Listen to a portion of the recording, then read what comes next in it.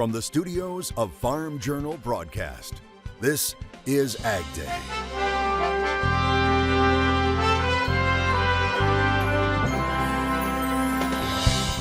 Helping find a way back. To realize that people care about you. How a group of Southern farmers band together to get one of their own back to work after an accident. Russia launches a series of new attacks appearing to target Ukrainian agriculture as the clock starts ticking on crafting a new farm bill. Chairman Thompson's #1 priority is not just to get a farm bill done, but that it be effective policy. A look at the key elements ag leaders want and if it can get done in time. Right now on AgDay. AgDay, presented by Pioneer. What's next happens when experience meets expertise. Pioneer. What's next happens here. Good morning, I'm Clinton Griffiths. Time is running out to get a new farm bill written. AgDay Washington correspondent Jim Wiesmeyer telling us it is expected to be drafted for a markup in mid-September, and he says it might be considered by the House before some provisions of the current law expire on September 30th. AgDay's Michelle Rook joins us. And Michelle, that's a tight deadline. Clinton, the 2023 Farm Bill is coming down to the wire. The June Ag Economist Monthly Monitor indicates the majority of ag economists surveyed think it's likely to very unlikely that the bill will be done before it expires on September 30th. However, there are some that think it could be done by the end of the calendar year. There's a strong desire among leadership to get a farm bill done on time, but with the Ag Committee still actively holding hearings, that may be tough. You know, frankly, I would have to tell you I'm not very optimistic that we're going to get the farm bill done timely. I think it's better to get it done right rather than to miss out on some things. Farm groups and committee leadership agree on priorities like preserving crop insurance, but also enhancing it, and ARC and PLC in light of inflation and record production costs for the 2023 crop. So we've heard from growers across the country that we need to modernize and update the risk management tools that they have, update the Title I programs. The information that we're using for those reference prices in Title I, we're established using data that's over a decade old. That requires higher reference prices, so there's a call to increase the baseline, plus throw in administration priorities like nutrition and climate smart ag programs. So the holdup is where to find the additional dollars. Senator Stabenow has come out and said that there is no more new money. Chairman Thompson has not yet made that concession, and he continues to work with leadership in the House to see where they can find additional funding for an effective farm bill. On the conservation side, I think a lot of folks are looking at the $20 billion or so that was in the Inflation Reduction Act, thinking about, is there a way that we can bring that into the farm bill to create permanent baseline for some of those conservation related programs. While the CBO score is already at $1.5 trillion over 10 years, $1.2 trillion is for the nutrition title alone. So it's also a food bill. If we take everything in the farm bill that is not nutrition related, it's still less than 0.5% of federal spending in a single year. So an extension may be needed, bringing the risk the farm bill will get embroiled in politics in a presidential election year. I'm Michelle Rook reporting for AgDay. All right, thanks, Michelle. But how likely is it that a new farm bill can be written up by that September 30th deadline? Well, according to the June Ag Economist Monthly Monitor from Farm Journal, the majority of those surveyed say it's very unlikely or unlikely it will be written in time. In fact, no one surveyed expect it to be written by the end of September, but there are some who think it could be finished by January 1st. Western Kentucky getting hit again by severe weather, this time in the form of heavy rain and thunderstorms. Mayfield seeing up to 6 inches of rain in just a few hours. Some places in the town seeing up to 4 feet of water. The Mayfield area still recovering from a devastating EF4 tornado that tore through the region back in December of 2021. That was the deadliest and longest track tornado in Kentucky's history. And the threat of flooding isn't over for Western Kentucky. Meteorologist Matt Engelbrecht joins us with more on that and the chances for rain in the Corn Belt. Yeah, Clint, of course, the big story is the extremes, whether it's extreme temperature, extreme rainfall, or just extreme severe weather, hail, tornadoes, strong winds. We're going to focus on what you're asking about regarding the rainfall potential over the next 24 hours. This is Thursday morning through our Thursday night. And once again, we're going to be setting up a shower or two or a thunderstorm initially on the weaker side, but the amount of moisture in the atmosphere is going to result in, once again, some heavier rain possibly moving through Tennessee as well as Kentucky, and then kind of washing out back into the Carolinas. Even though the rainfall doesn't look as heavy south and North Carolina, as the system develops and then eventually falls apart, there could be some stronger winds on the southeast part of this. Back out here to the west, a few pockets of some rain, but certainly nothing too impressive. Go ahead and take a look at your screen, or if you want to go ahead and take a look and moo. Now this came in from, look at that name, Eric Farmer has sent this one in. A beautiful shot here of not only the cows in the distance, but the rain that is helping with the ground, the grass in Colorado. Eric, again, sending this in, is thankful to see these green pastures in mid-July. I'll have more on your forecast coming up in just a bit. Ukraine says Russia targeted infrastructure associated with the Black Sea Grain Initiative in its latest attack on the country. The Ukraine sharing photos of damage to grain terminals in the port city of Odessa. The city has often been attacked since Russia's full-scale invasion of the country began in February of last year. But the port that was hit was part of the UN-brokered grain deal that allowed for the safe export of grain. It's also reported a Russian attack on the southern Ukrainian port of Chornomorsk damaged grain export equipment there. And Ukraine's ag minister says thousands of tons of stored grain was also destroyed. Russia pulled out of the grain deal earlier this week. Workers are back walking the picket lines at 2 Canadian ports. That's after 2 dock worker unions rejected a preliminary agreement that was announced last week. The union leadership saying the proposed deal does not sufficiently safeguard their members' jobs currently and in the future. Now, during the previous strike, major supply chains in Canada and the U.S. faced extensive snarls at the Port of Vancouver and the Port of Prince Rupert. Meanwhile, in the U.S., supply chain managers are on edge as 22,000 workers at Yellow Trucking Company plan to go on strike as soon as next week, and 340,000 UPS employees are threatening to walk out if a deal isn't reached this month. An update to a story we first brought you earlier this week, an explosion at a Dow chemical plant in Louisiana. Now, we're told it isn't expected to disrupt ag chemical supplies here in the U.S. Now, that's according to Rabo AgriFinance. The news coming as prices for ag chemicals and fertilizers are now the most affordable farmers have seen since 2004. A major factor, China's production coming back online, which Sam Taylor of Rabo AgriFinance says accounts for 60 to 70% of global production. I think that the global pricing at the moment is sub $4 a gallon in China. So you've had that drop from about $16, $17 a gallon in 2022 to it's now like 25% of what it was. That's the main catalyst of it, is just the kind of the cost curve has shifted down, Chinese production back online, and they account for about 2/3 of global production. Fertilizer prices are lower too.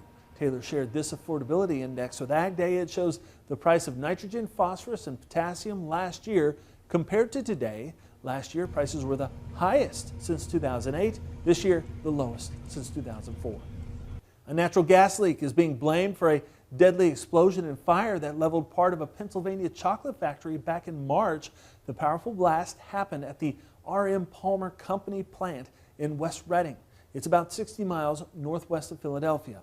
An NTSB report found gas was leaking from a service T fitting that connects multiple pipes together. It says in 2021, the service T was retired and relocated from the basement to the outside of the building, but remained connected to natural gas and fully pressurized. Investigators also found another smaller leak in a new service line installed in 2021. Now, 7 people were killed in the explosion. Some wheat contracts gained almost 50 cents at midweek. Michelle Rook is back with a look at markets in our analysis segment next. And later, one farmer's journey back to the fields after an accident almost sidelined him in the country. AgDay is brought to you by Farm Shop MFG. Did you know that 20% of stored corn is often overventilated by 3 points of moisture? On 100,000 bushels, that's a whole semi-load. Stop this problem for less with the End Zone for Corn by Farm Shop MFG. Specially priced at $2,100 per unit while supplies last.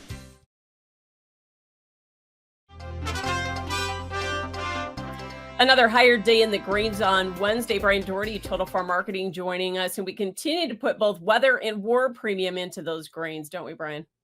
We do. It was quite another exciting day. We've got weather on tap that looks drier for most of the Midwest with some heat coming. You know, those farmers that have been struggling all year and did get some rain recently, they all said the same thing to me. They said, this is great, keeps us going, but we will need more. And now we're getting to the point where they need more, and the market's starting to factor that in. And then, of course, the war, boy, that's a big question mark, but it sounds like things are escalating. And who knows what this looks like, but it sure looks like any type of movement of ships through the Black Sea right now is considered, I guess, an act of war, or at least suspicious to the Russians and vulnerable to attack. Very strong technical close, December closing in the corn above the 100-day moving average. Where do we project to now? Yeah, really solid close today, above the 100-day moving average, above 550. The obvious next point is probably that 575 area. We get through that, then you're probably talking back toward that $6 area. I think there might be a stopping point at 585 as well.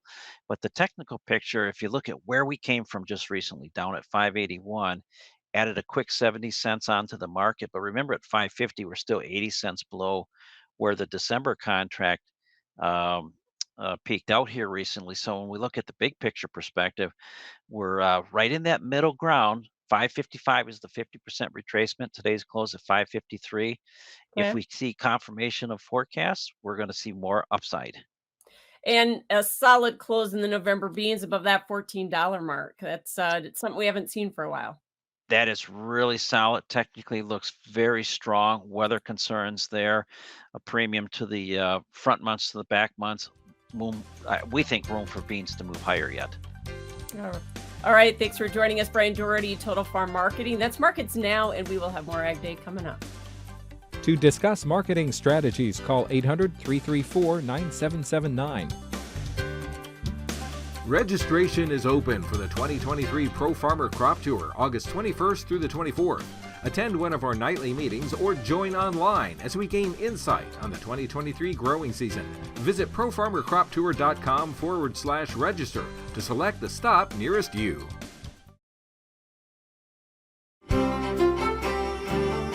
Yeah, a little bit ago we looked at the extreme rainfall, the potential for extreme rainfall into Kentucky, Tennessee, possibly even the Carolinas.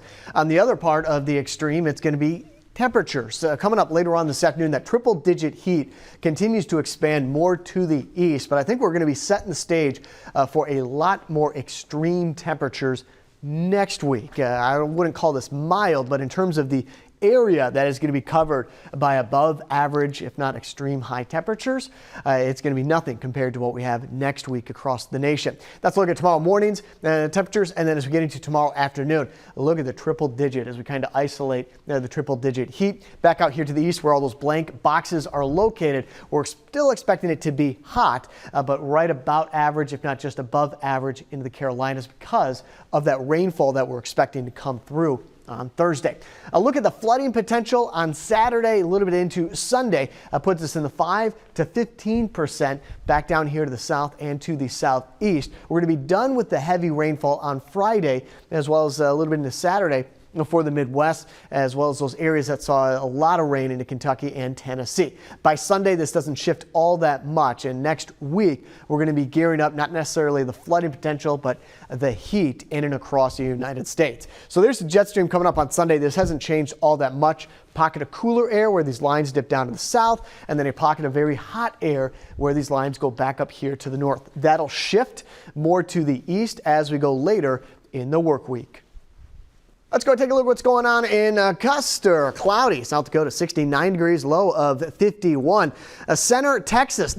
Fun fact, not the center of Texas, but a beautiful city. High of 101. And finally, Rome, New York. Are we nearing the end of cattle liquidation? Some thoughts on that ahead of this week's big report next. And later, when a farmer was injured in an accident, a community turned out to get him back to work in the country.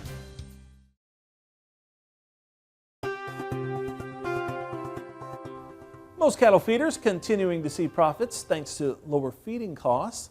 The latest Sterling Beef Profit Tracker showing that cattle feeders found average profits of $429 per head for the week ending July 8th.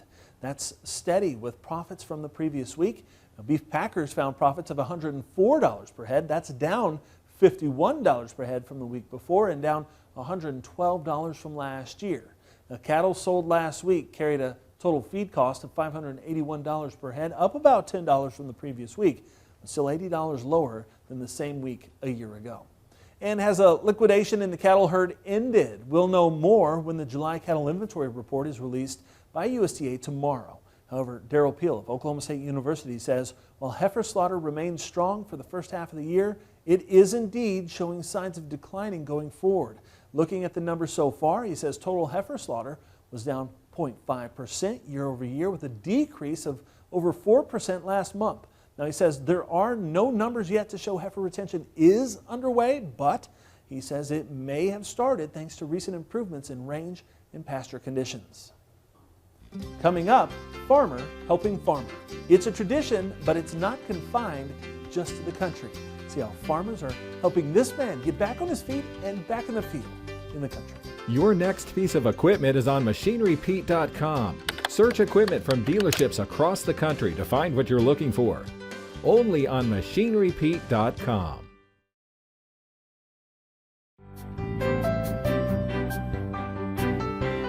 Farmers market season is in full swing across the country, and it's a great way to connect farmers with their customers. But in the heart of metro Atlanta, Georgia, the farmers market turned out to be a place of support for one producer in need, as Ray D'Alessio of the Georgia Farm Monitor explains. Russell Brightson is the heart and soul of Narrow Way Farm.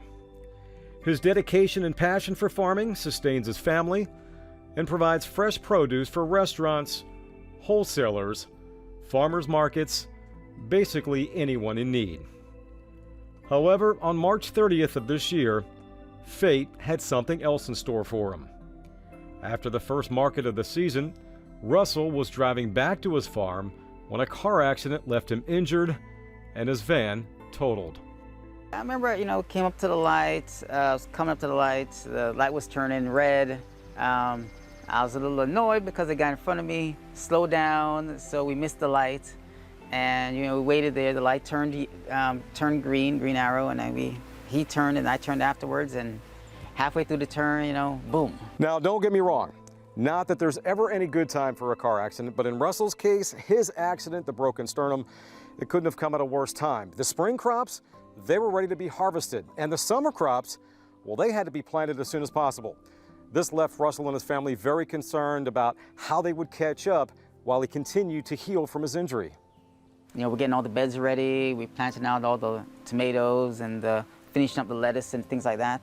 So if we're delayed a month or two, that's a big impact to us financially. So I was ready to kind of get back up and running. And it's like a worst case scenario week, maybe a week and a half. And I realized I had difficulty just sitting up. One thing about farmers, no matter the size of their operation or how much they produce, when one goes down and is staring adversity in the face, typically others band together to support that person and their family. That's exactly what happened in Russell's situation, as the community farmers markets wasted no time in lending a hand. Our farmers are so supportive of each other, and the job of a farmer it's so hard, and I think that they all really are able to empathize if something goes wrong. So many farmers were able to jump in and help him and just support, spread the fundraiser that we did for him, and even come out and help do some work on his farm as well. So it's one of the things I love, and it's why we have the name Community Farmers Markets, because that element is so important, and that's kind of the strength to what we bring to the work that we do. It's a joy, man. It's to realize that people care about you, because in this world we live in, people caring about you is not a common thing. As the farmers market season continues, Russell Brighton is back on his feet, grateful for the unwavering support from his friends and fellow farmers at CFM. But if there is one thing he has taken away from this entire process, it is this. Told me to pace myself and kind of be more moderate in all things, kind of a thing. So it's allowed me to do that. But it also taught me to appreciate others, Our thanks to Ray D'Alessio and the Georgia Farm Monitor for sharing that story. That's all the time we have this morning. Wish you guys